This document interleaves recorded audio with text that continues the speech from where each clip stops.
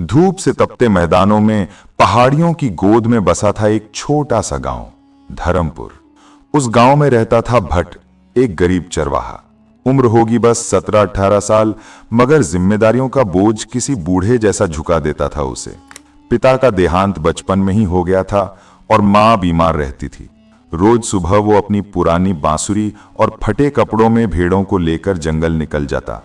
भट्ट का चेहरा हमेशा मुस्कान से भरा रहता, लेकिन उसकी आंखों में हमेशा एक गहराई थी, जैसे वो मुस्कान के पीछे बहुत कुछ छिपा रहा हो। गांव वाले कहते, अरे भट्ट, तेरे बस का क्या है अमीरी, तू तो हमेशा जंगलों में खोया रहता है।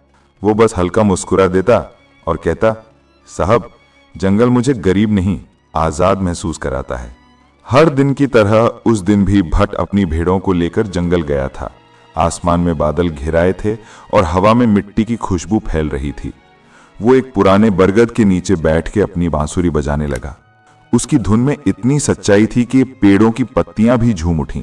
लेकिन तभी उसकी नजर सामने की जमीन पर पड़ी। मिट्टी थोड़ी उखड़ी हुई थी, जैसे किसी ने वहां कुछ दबाया हो। जिज्ञासा से उसने खुदाई शुरू की। कुछ ही देर में उसके हाथों को एक पुराना तांबे का घड़ा महसूस हुआ। उसने झट से मिट्टी हटाई और उसकी आंखें फटी रह गईं। घड़े के भीतर सोने के सिक्के, रत्न और पुरानी मूर्तियां चमक रही थीं।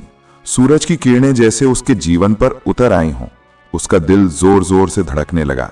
उसे लगा, क्या सच में किस्मत मुझ पर मुस्कुरा रही है? कुछ पल के लिए वो सोच में पड़ गया। अब मैं अमीर बन जाऊंगा, मां का इलाज कराऊंगा, बड़ा घर लूंगा।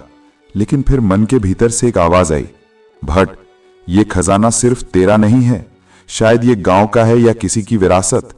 वो चुपचाप घड़े को वापस ढक देता है और घर लौट आता है। रात भर नींद नहीं आती। मां धीरे से पूछती है, क्या हुआ बेटा, परेशान लग रहा है? भट्ट बोला, मां, अगर किसी गरीब को अमीरी मिले तो क्या उसे सब कुछ अपने पास रख लेना चाहिए? मां मुस्कुराई, अमीरी पैसे से नहीं, ईमान से आती है बेटा। अगले दिन भट्ट गांव के प्रधान के पास गया और पूरी बात बता दी। सब लोग हैरान रह गए। कुछ ने तो उसका मजाक उड़ाया, बोले, अरे झूठा चरवाहा, खजाने की बातें करता है। लेकिन भट्ट डटा रहा।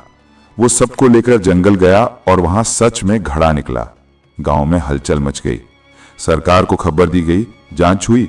वो खजाना असल में सदियों पुराना राजसी खजाना था, जो एक पुराने युद्ध के समय जंगल में छिपा दिया गया था। सरकार ने ईमानदारी के लिए भट्ट को इनाम दिया, कुछ जमीन, कुछ पैसे और उसकी मां का इलाज मुफ्त में करवाने का वादा। जब भट्ट को इनाम मिला तो गांव के वही लोग जो कभी उसका मजाक उड़ाते थे, अब उसे सलाम करने लगे। लेकिन भट्ट नहीं बदला। वो अभी भी रोज अपनी बांसुरी लेकर भेड़ों के साथ जंगल जाता।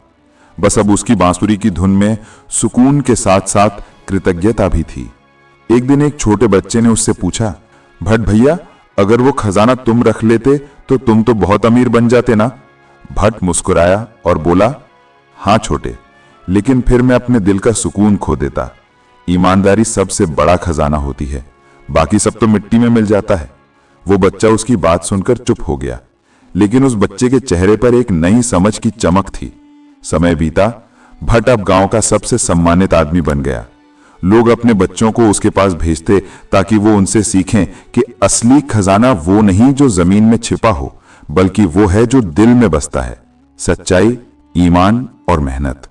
और बरगद के नीचे आज भी कभी कभी हवा चलती है तो ऐसा लगता है जैसे बांसुरी की वो पुरानी धुन अब भी गूंज रही हो। वो धुन जिसने एक गरीब चरवाहे को सबसे अमीर इंसान बना दिया। दोस्तों, कहानी यहीं समाप्त होती है। ये कहानी हमें सिखाती है कि सच्ची दौलत पैसों या खजानों में नहीं होती, बल्कि ईमानदारी, सच्चाई और आत्मसंतोष में होती है। किस्मत एक दिन सबको मौका देती है। सवाल यह है कि हम उस मौके को कैसे निभाते हैं। दोस्तों, ये चरवाहे की कहानी से आपको कुछ सीख मिली तो वीडियो को लाइक जरूर कर दें। हम आपके लिए ऐसी मोटिवेशनल, इंस्पायर, इमोशनल कहानियां लाते रहेंगे। तो हमारे चैनल डिसेंट स्टोरी हाउस को याद से सब्सक्राइब कर लें। मिलते हैं आपसे एक और दिलचस्प मोटिवेशनल कहानी के साथ। तब तक के लिए बाय, अपना ख्याल रखें।